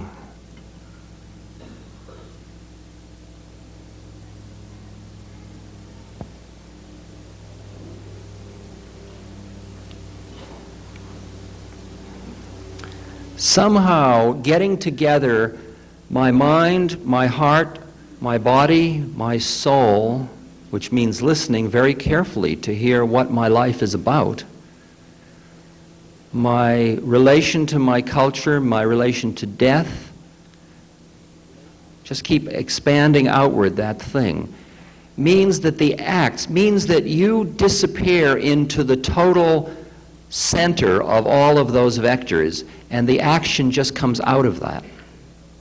That's what Gandhi said, when you make yourself zero, your actions become, the word wasn't unbeatable, it was irresistible. Those of you that have seen the movie Chariots of Fire, you could feel the way in which body, mind, heart, belief system, everything unified to take a being beyond himself. That's where we get to impeccable warrior.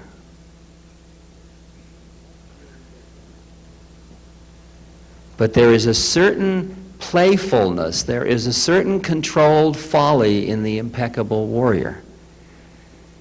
And I will tell you, I'm going to stop because I know it's getting late, but I feel I have to tell you that some of the stuff that I still must struggle with, I mean I collectively as us,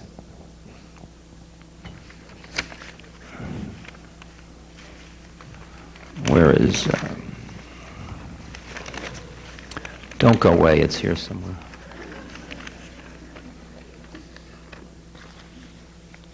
I'm just going to read you this other great, I won't read this now, but about listening, but if you get a chance, there's a book by Seltzer called Mortal Lessons, put out by Simon & Schuster, and it has a story about the Dalai Lama's doctor in a grand rounds at a hospital. About a 2-page, you all know that?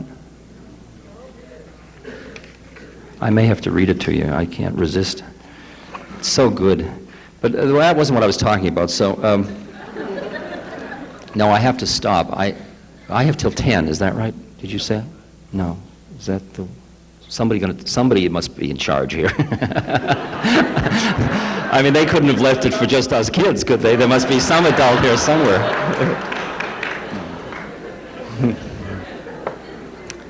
Okay, 10. What'd you say? Okay, well, I'll try to stop at 10, because... Okay. This is Don Juan saying, this is the stuff that's heavy to deal with, see.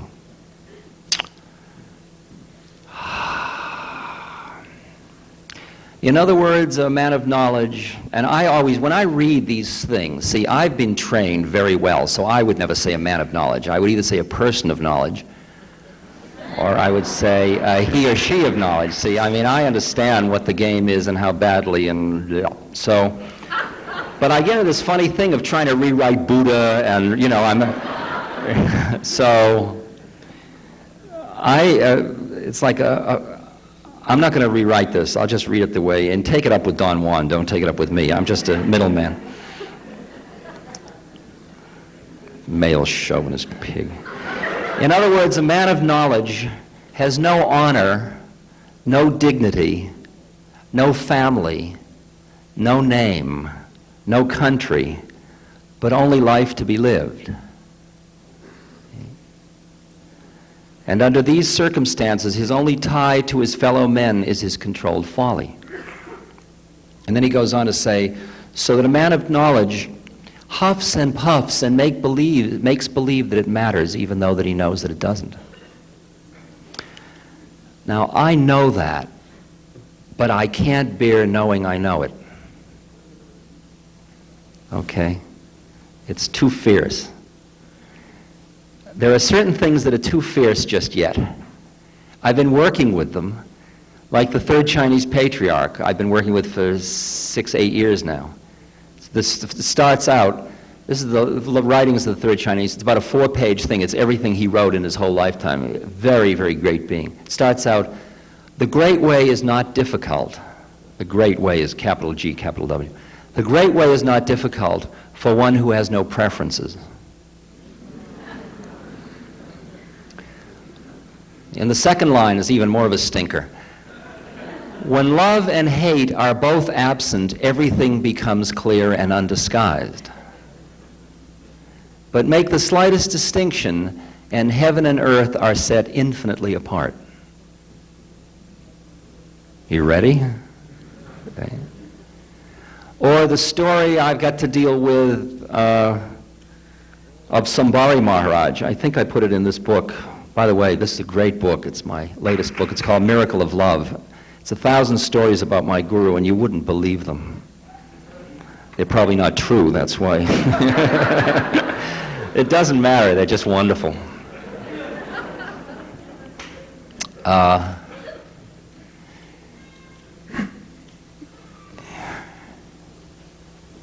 The Sambhari Maharaj, a beautiful saint in the mountains, had an old devotee, and he said to the old devotee, "Here are 2 potatoes." I hate this story. I don't know why I tell it. It's like I must be a masochist. He said, "Here are 2 potatoes. Take them down by the river and eat both potatoes." It's the guru speaking. So the guy goes down to the river. He's been a devotee for some years. He starts to eat the first potato. He's eating the first potato. Suddenly this old beggar appears. "Papaji, you give me this potato, other potato? Very hungry." So what can the guy do? He's eating the first potato, he's got the second potato, and there's this starving beggar, so he gives him the second potato. He finishes the first potato, he walks back up the hill, which is out of sight of the cave where Sambhari Maharaj lived. So he approaches the cave. Sambhari Maharaj, who's been in the cave, comes out screaming, "You..."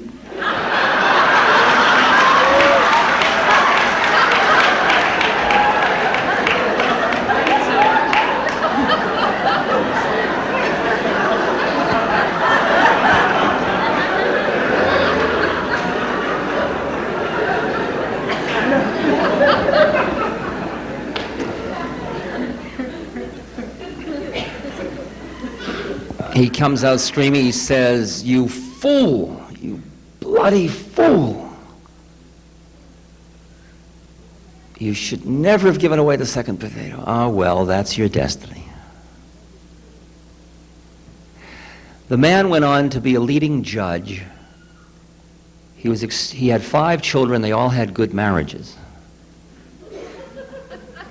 Everything went well in his life, and he lived a very dharmic life. That was the first potato. That's the end of the story. Now you're left with it. Enjoy. Don't get indigestion.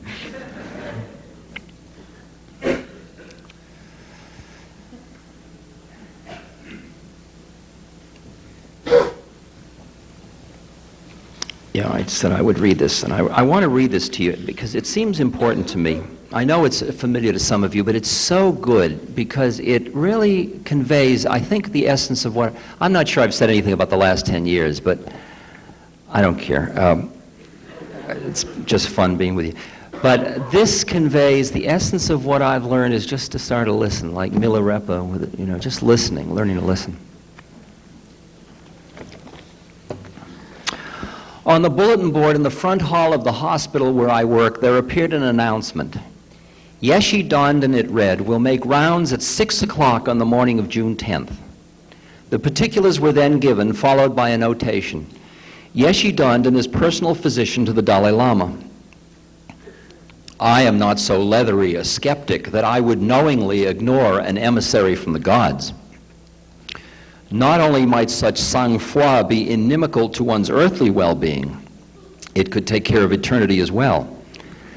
Thus, on the morning of June 10, I joined the clutch of whitecoats waiting in the small conference room adjacent to the wards selected for the rounds. The air in the room is heavy with ill-concealed dubiety and suspicion of bamboozlement. Yeshi Dandan, we are told, will examine a patient selected by a member of the staff. The diagnosis is as unknown to Yeshi Dandan as it is to us. The examination of the patient will take place in our presence, after which we will reconvene in the conference room where Yeshi Dandan will discuss the case. We are further informed that for the past 2 hours, Yeshi Dandan has purified himself by bathing, fasting, and prayer. I, having breakfasted well, performed only the most desultory of ablutions, and given no thought at all to my soul, glance furtively at my fellows. Suddenly we seem a soiled, uncouth lot. The patient had been awakened early and told that she was to be examined by a foreign doctor and had been asked to produce a fresh specimen of urine. So when we enter her room, the woman shows no surprise. She has long ago taken on that mixture of compliance and resignation that is the face of chronic illness. This was to be but another in an endless series of tests and examinations. Yeshi Dandan steps to the bedside, and while the rest stand apart watching, for a long time he gazes at the woman, favoring no part of her body with his eyes, but seeming to fix his glance at a place just above her supine form. I too study her. No physical sign nor obvious symptom gives a clue to the nature of her disease. At last he takes her hand, raising it in both of his own. Now he bends over the bed in a kind of crouching stance, his head drawn down into the collar of his robe. His eyes are closed as he feels for her pulse. In a moment he has found the spot, and for the next half hour he remains thus, suspended above the patient like some exotic golden bird with folded wings. For the next half hour he remains thus, suspended above the patient like some exotic golden bird with folded wings, holding the pulse of the woman beneath his fingers, cradling her hand in his. All the power of the man seems to have been drawn down into this one purpose. It is palpitation of the pulse raised to the state of ritual. From the foot of the bed where I stand, it is as though he and the patient have entered a special place of isolation, of apartness, about which a vacancy hovers and across which no violation is possible. After a moment, the woman rests back upon her pillow. From time to time, she raises her head to look at the strange figure above her, then sinks back once more. I cannot see their hands joined in a correspondence that is exclusive, intimate, his fingertips receiving the voice of her sick body through the rhythm and throb she offers at her wrist. All at once, I am envious, not of him, not of Yeshi Dandan for his gift of beauty and holiness, but of her. I want to be held like that, touched, received. And I know that I, who have palpitated 100,000 pulses, have not felt a single one. At last Yeshi Dandan straightens, places the woman's hand upon the bed, and steps back. The interpreter produces a small wooden bowl and 2 sticks. Yeshi Dandan pours a portion of the urine specimen in the bowl, proceeds to whip the liquid with the 2 sticks. This he does for several minutes until a foam is raised. Then, bowing above the bowl, he inhales the odor 3 times. He sets down the bowl and turns to leave.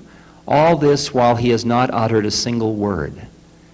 As he nears the door, the woman raises her head and calls out to him in a voice at once urgent and serene, "Thank you, doctor," she says, and touches with her other hand the place he had held on her wrist, as though to recapture something that had visited there.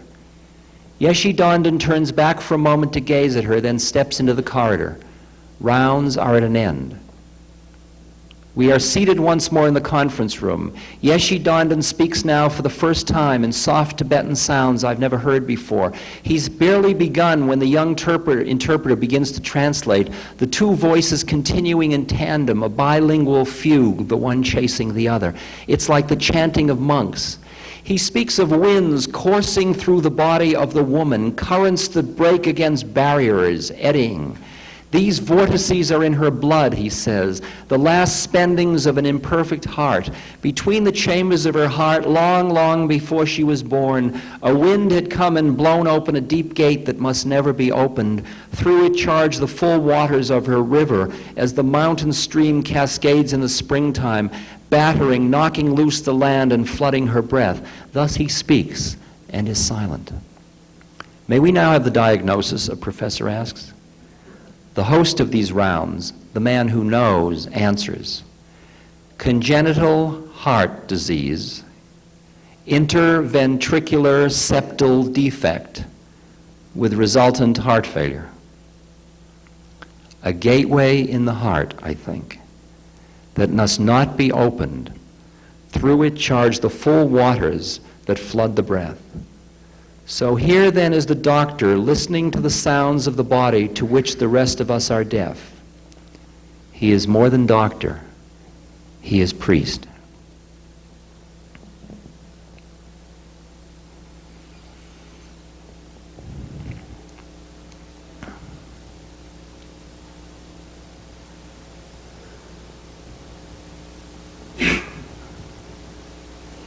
It is said that the truth waits for eyes unclouded by longing. As you become quiet, quiet in faith, quiet in what is, quiet in the fullness of the moment, you begin to hear closer and closer to the truth.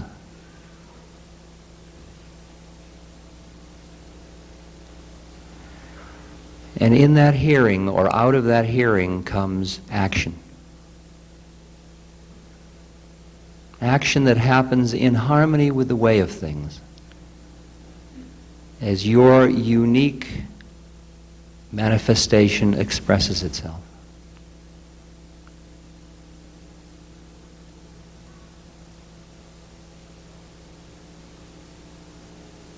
You become a perfect statement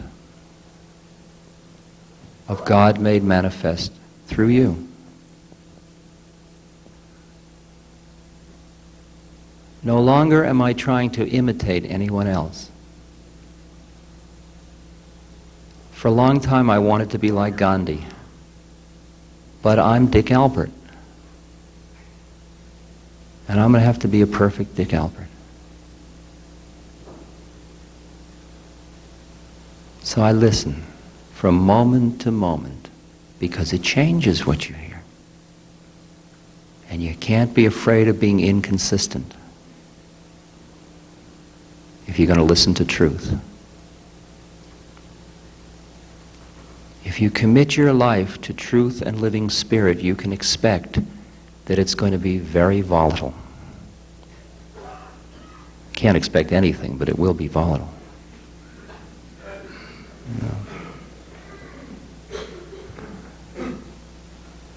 For a long time I clung to models. I must meditate. Now I listen and I do what intuitively I must do. Ramana Maharshi said, I didn't eat. They said I was fasting.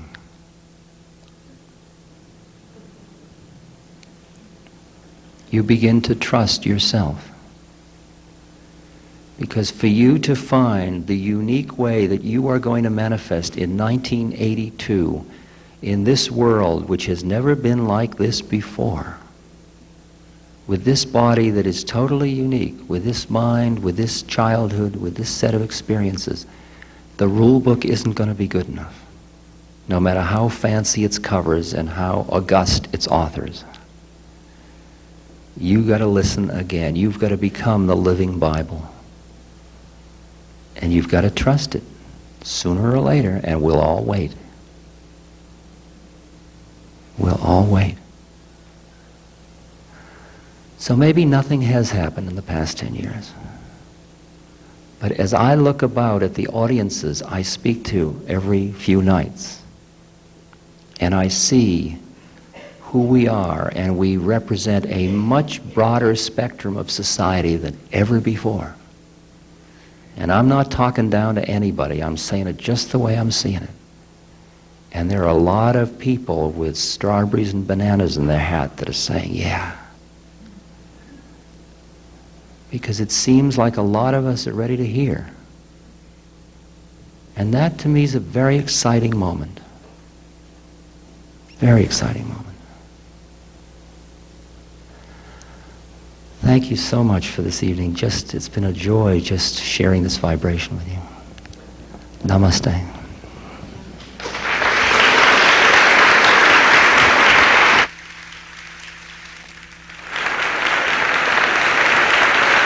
Wait 1 second. Don't do anything. I can't resist. We're going to do one song together. It's very short. You got to do it. It's a 6-part round, okay? And it only has 3 words in it, so don't worry. But you got to attend, and you can't screw up, because if you screw up, it's a mess. Okay? We'll all learn it together first. It's Jubilate Deo, jubilate Deo, Alleluia, Alleluia. That's the whole business, okay? Jubilation, jubilate means jubilation. Probably pronounce jubilate, but we'll do it jubilate. Deo means Deo, God. Alleluia means hallelujah, okay? Anybody can see that. Let me sing it again so you hear it. Jubilate Deo, jubilate Deo, Alleluia, Alleluia. Even if you can't sing, sing. Jubilate Deo, jubilate Deo, Alleluia, Alleluia. Again. Jubilate Deo, jubilate Deo, Alleluia, Alleluia. Once more, all by yourself.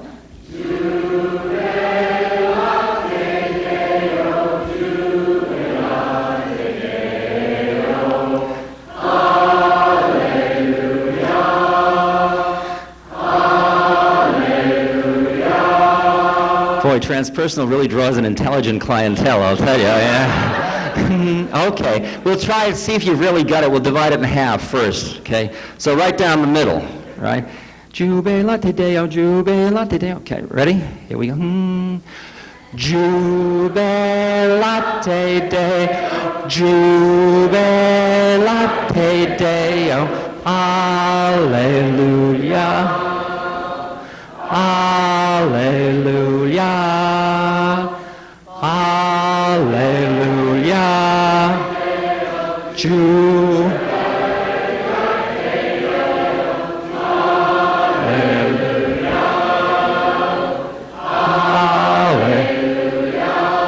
Okay, hold it. Great, okay, we're good enough. We passed the test. We're ready for the big moment. Okay, now let's see how we're going to do this. Dividing about, since the balcony's up there, we'll divide about 2/3 of the way back here. And you all are 1. You all are 2. You're all 3. And then 4 is back there, including the corner of the upper of the balcony. 5 is there, including the middle, here and up there. And 6 is all over there, okay? Everybody knows who they are. 1, 2, 3, 4, 5, 6. Now, you got to do 2 things. You got to sing your part without screwing up. And you've got to put your head up on the ceiling so you can hear the whole thing. See, it's really a delicious thing, okay? So and it goes jube, jube, jube, jube, jube, jube. We'll do it once more together so we'll make sure in case you're getting nervous now, okay? Because if you let down your team, the whole thing's ghastly, I'll tell you, okay? Here we go, once more together. Jubilate Deo, jubilate Deo, Alleluia. Hallelujah. Oh, beautiful. Okay, here we go. Ready?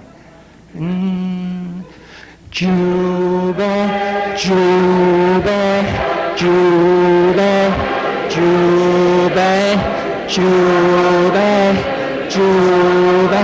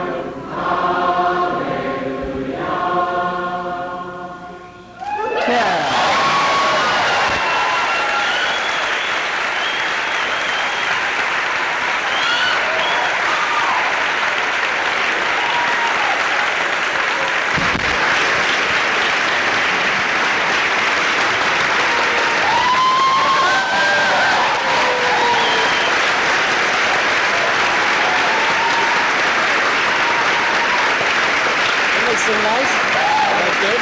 That's Phony good, huh?